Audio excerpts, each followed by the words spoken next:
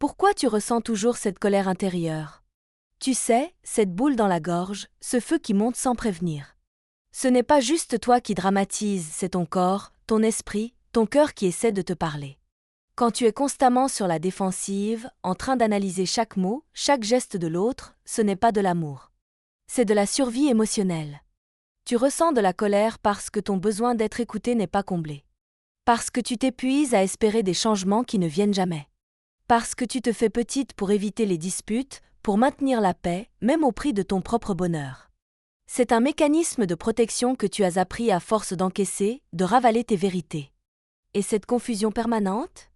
C'est ce qui arrive quand les mots de l'autre ne correspondent jamais à ses actes. Quand il promet mais ne tient rien. Quand il te fait croire que c'est toi le problème, alors que tu réclames simplement du respect, de la reconnaissance, un espace pour respirer. Tu n'es pas folle. Tu es juste fatiguée d'être forte. Reconnaître cette colère, ce n'est pas être faible, c'est être lucide. Et cette lucidité, c'est le début de ta libération.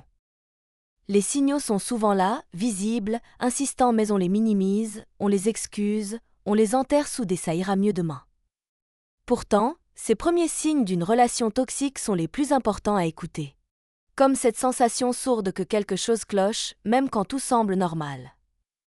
Tu ris moins, tu dors mal, tu surveilles ton téléphone avec anxiété. Ton intuition t'envoie des alertes, mais tu les ignores pour ne pas déranger l'image du couple parfait. Tu commences à vivre dans un flou émotionnel où tes émotions deviennent secondaires à ses humeurs. Un signal très puissant, c'est la perte de joie. Si ton sourire est devenu mécanique, si tu ressens plus de soulagement que de bonheur quand il n'est pas là, il y a une alerte rouge. Tu trouves des excuses pour rester seul, pour éviter les tensions, pour ne pas provoquer. Autre signe, tu doutes de toi. Tu demandes souvent pardon sans savoir pourquoi, tu justifies tes choix, tu t'auto-censures. Parce que tu crains sa réaction. Ce n'est pas normal. Ce n'est pas ça, l'amour. L'amour ne te rend pas silencieuse, il t'aide à t'exprimer. Et puis il y a ce besoin de cacher ce que tu vis. Tu minimises ces propos blessants quand tu en parles à tes proches. Tu dis il est fatigué ou il a eu une mauvaise journée. Mais au fond, tu sais que ce n'est pas une excuse. Tous ces signes t'alertent que ton bien-être passe au second plan. Et si tu ne les écoutes pas maintenant, ils s'amplifient. Ils deviennent ta norme. Ne laisse jamais la douleur devenir banale. Le doute s'installe sournoisement. D'abord, tu ne le vois pas venir. Puis un jour, tu te rends compte que tu ne reconnais plus la femme que tu es devenue. Et ce doute-là ne vient pas de toi, il t'a été injecté, jour après jour, mot après mot. Le manque de confiance, c'est ce qui transforme une relation en prison invisible. Tu n'oses plus parler librement, tu anticipes ses réactions, tu marches sur des œufs. Et parfois, il te fait croire que tu exagères, que tu es trop sensible. C'est du gaslighting. C'est destructeur. Tu commences à douter même de tes propres émotions, à demander si ce que tu ressens est valide. Mais tu n'as pas besoin de permission pour ressentir. Puis vient le contrôle. Il veut savoir où tu es, avec qui, pourquoi tu es sorti, pourquoi tu as ri, pourquoi tu portes ce haut. Il se dit protecteur, mais il t'étouffe. Ce n'est pas de l'attention, c'est une stratégie pour te dominer. Et quand tu veux te rebeller, il joue sur ta peur, peur de la rupture, peur d'être seul, peur de perdre ce que tu as construit. Et doucement, il t'isole. Tu vois moins tes amis, tu n'appelles plus ta famille. Pas parce qu'il t'en empêche directement, mais parce qu'il les critique, les dévalorise ou te fait culpabiliser. Tu te retrouves seul, coupé de celles et ceux qui pourraient te rappeler ta valeur. C'est comme si tu étais entouré de murs invisibles. Tu finis par douter de tout, même de ta réalité. Tu n'es plus certaine d'avoir le droit d'être blessée, de dire non, de vouloir autre chose. Ce doute ronge, et il est l'arme préférée de ceux qui veulent contrôler sans frapper. Mais tu as le droit d'ouvrir les yeux. Le doute que tu ressens n'est pas un défaut. C'est un signal. Et si tu l'écoutes, il peut devenir le déclencheur de ta reconquête intérieure. La manière dont on te parle dit tout. Dans une relation toxique, la parole devient une arme, déguisée en vérité, en sincérité. Mais ce n'est pas la vérité, c'est de la violence verbale. Quand il te crie dessus, quand il t'interrompt sans cesse, quand il tourne tes mots contre toi, ce n'est pas un débat. C'est une stratégie pour te faire taire. Et même dans le silence, il peut t'atteindre, te punir en t'ignorant, te faire sentir invisible, t'effacer en pleine conversation. Certaines blessures ne laissent pas de traces sur la peau. Mais chaque pique, chaque sarcasme, chaque soupir exaspéré te déstabilise. Tu en viens à douter de ta façon de parler, de penser, d'exister. Tu restes silencieuse pour éviter l'escalade. Mais ce silence, c'est le prix de ta sécurité. Et souvent, il se justifie. Tu exagères, tu n'as pas d'humour, tu l'as bien cherché. Ce n'est pas toi le problème. C'est lui qui t'abîme par les mots. La violence n'est pas toujours dans les gestes.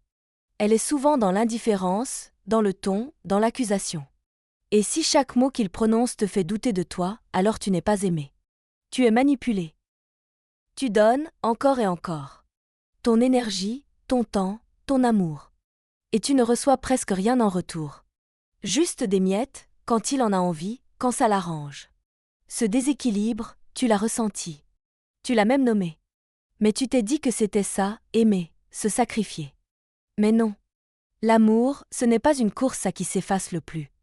L'amour, ce n'est pas se taire pour qu'il se sente fort. Ce n'est pas dire oui quand ton cœur hurle non. Quand tu es la seule à faire des efforts, tu t'épuises. Tu deviens une version de toi qui dit ça ira alors que ça ne va pas. Tu avances avec un poids dans la poitrine, cette fatigue invisible qui ne part jamais vraiment. Et ce qui est terrible, c'est que tu continues d'espérer. Qu'un jour, il verra tout ce que tu fais. Qu'il changera. Qu'il reviendra vers toi avec gratitude. Mais ce jour ne vient jamais. Et plus tu attends, plus tu t'enfonces. Cette fatigue émotionnelle, elle ne disparaît pas avec du repos. Parce que ce n'est pas ton corps qui est fatigué, c'est ton cœur. Et il est fatigué d'aimer seul. Tu mérites une relation où tu n'as pas à mendier de l'attention, où tes besoins sont importants, où tu es aimé comme tu aimes.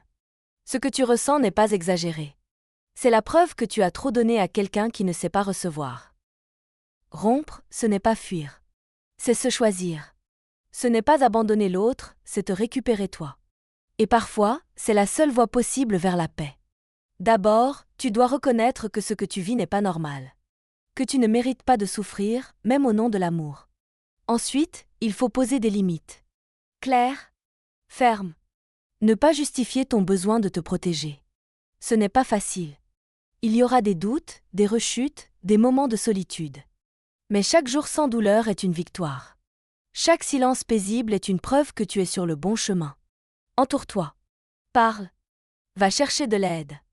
Thérapeute, amis, association. Ne reste pas seul. Il y a des mains tendues. Il y a des vies après la rupture. Des vrais, remplis d'estime de soi, de rires sincères, de nuits sans larmes. Et un jour, tu sentiras que tu es libre. Que ton cœur est à nouveau disponible pour toi-même, d'abord. Ce jour-là, tu comprendras que tu n'as rien perdu. Tu as tout gagné. L'amour ne devrait jamais te briser. Il devrait t'élever. Et si ce n'est pas le cas, alors il est temps de tourner la page. Et de réécrire ton histoire avec toi comme héroïne.